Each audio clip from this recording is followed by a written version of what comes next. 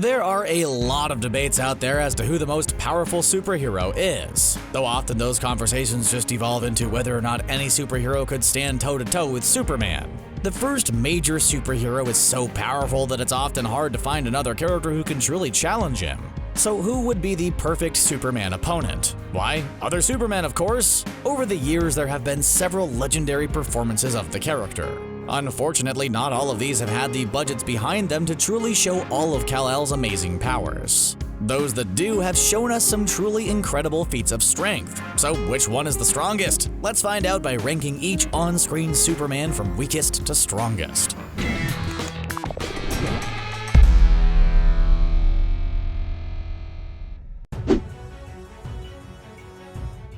Every single list that ever features a comparison of all the big screen Supermen is missing one actor.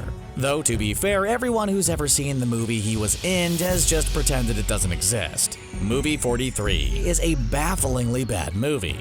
It features a lot of big-name stars like Dennis Quaid, Hugh Jackman, and Emma Stone.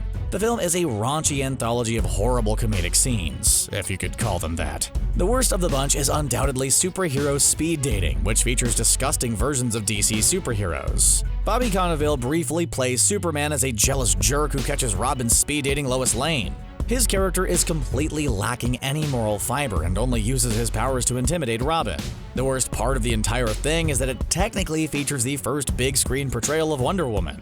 Leslie Bibb portrays the famously feminist character as a sad ex of Jason Sudeikis' Batman. Why don't we just pretend like that one didn't really happen? There was a time when there was one definitive Superman. Even though Bud Collyer portrayed him in the animated show and Kirk Alyn in the original movie, George Reeves was number one.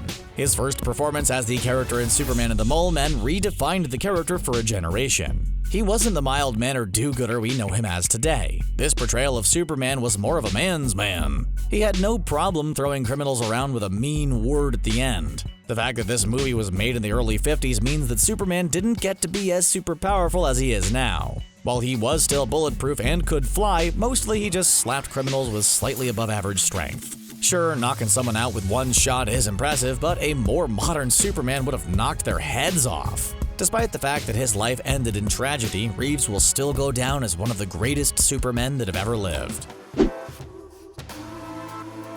While many actors have played Clark Kent over the years, one actor has played the part more than anyone else. Tom Welling portrayed Clark Kent's early years from 2001 to 2011. Not only that, but he'll come back as the character in Crisis on Infinite Earths. That being said, his version of Clark is far from the most powerful. There are two reasons for this. For starters, his character spends most of the show learning how to use his budding powers. He doesn't even master flight until the final episode of the series. The other reason for his limited abilities in this series is that Smallville aired on the WB station. There was a limited budget for them to work with. Sure, Supergirl gets to fly around with her full set of powers on the CW today, but back then it was a different story. Clark spends most of the series simply shoving around his enemies. He doesn't exactly punch many people through skyscrapers. None of that hurts fans of the show like the final episode of the series. Fans waited for years to finally get to see Clark at his full power. When he finally donned the Superman suit and took flight, it was almost impossible to see. Smallville fans can forgive shoddy CGI, but still cannot forgive that. Still, these effects should be given credit for paving the way for the more impressive ones used in the Arrowverse. Smallville showed that superheroes could be portrayed with cool effects on a small network like WB. Without it, we wouldn't have all the cool crossovers and superhero battles we take for granted today. Welling's upcoming performance in the Arrowverse may change things. For one, hopefully we finally get a full shot of him in the suit. Right now, though, he's still on the weaker side of the Supermen. Tom Welling may have played a young Clark Kent for the longest amount of time, but he wasn't the first to do so. James Hames Newton portrayed a young Clark Kent's life as a superhero in 1988's Superboy. After season 2, Gerard Christopher took over the role until the series ended in 1992. Despite taking place over a decade before Smallville, this version of Kent has all of his powers. He's definitely not the most powerful of the Superman pantheon, but he has all the power that counts. That being said, comparing the cheap effects of Superboy versus the ones in Smallville, the latter series made the right call. Superboy's effects just don't compete with the movies and look almost silly today. When Supergirl first premiered, the creators were adamant that Superman wouldn't fully appear. Sure, there were blurry appearances of him in the first season, but not a full performance. Everything changed when Tyler Hoechlin appeared as the character in Season 2. His smiling, jovial take on the character sparks memories of older appearances of the character. That being said, his position as second fiddle in someone else's television show means he's not quite as powerful. This is exactly as it should be, as Supergirl more than deserves the spotlight in her own universe. He even goes up against the Girl of Steel while in a trance, but ends up losing. He may get to show off more skill in the upcoming Crisis, but so far he's a much more gentle Superman than some of the rest. Back in the 90s, there was one Superman who was the definitive version for a generation. The family-friendly Lois and Clark, The New Adventures of Superman, showed Superman flying through the small screen with style. His Superman was fully equipped with all the superpowers a major television network could afford.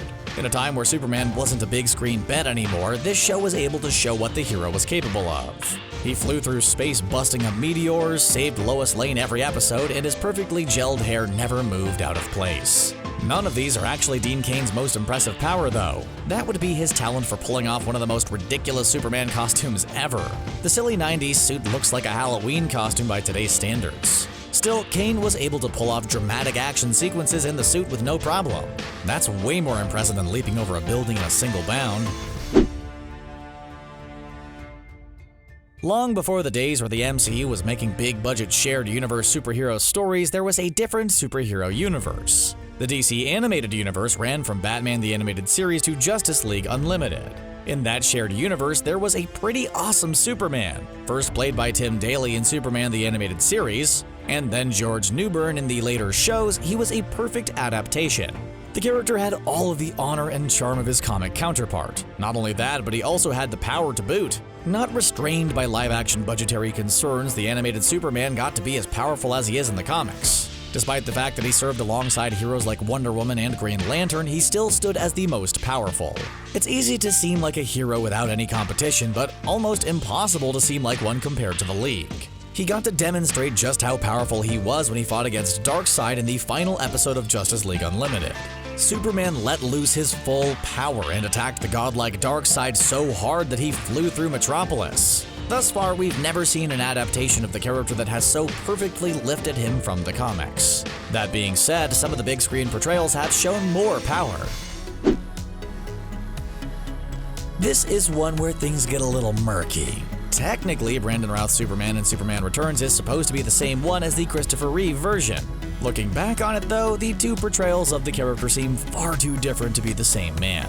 Things are probably going to get even murkier when Routh portrays yet another Superman in the Crisis Arrowverse crossover. Will he be portraying the Reeves Superman, the Superman Returns one, a new one, or all three? Routh's Superman may not have had a proper supervillain to punch, but he still got to show off some impressive powers. For starters, there's the famous bullet scene. It shows that even Superman's eyes are bulletproof. The most impressive thing he does in the film comes at its climax, though. Superman lifts a small continent into the sky and then throws it into space. Even if you don't like the movie, you gotta admit that's insanely powerful. Henry Cavill may be the most divisive Superman ever put to film. Some fans love him, some fans hate him, and others think it depends on the movie. No one can argue that his Superman is unbelievably powerful, though.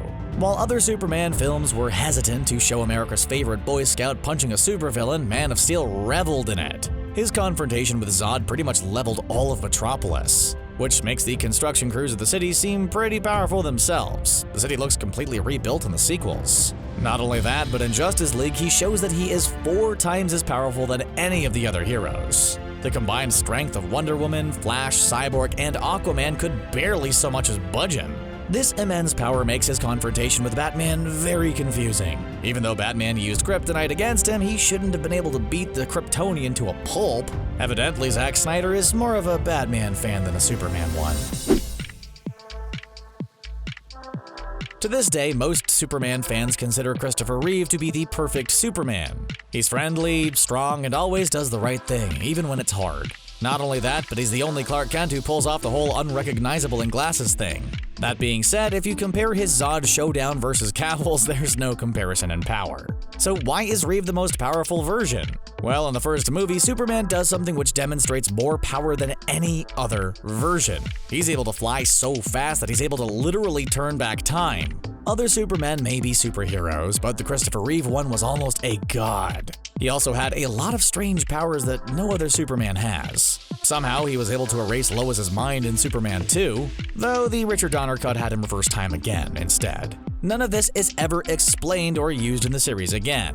It seems as though Superman was just able to call upon any power he wished. That makes his final confrontation with Superman 4's Nuclear Man even more disappointing. Though he does rebuild the Great Wall of China with some sort of repair vision in that film, so who knows what was going on. Still, the scenes of him flying to John Williams' Superman score are enough to wash away any confusing sequences.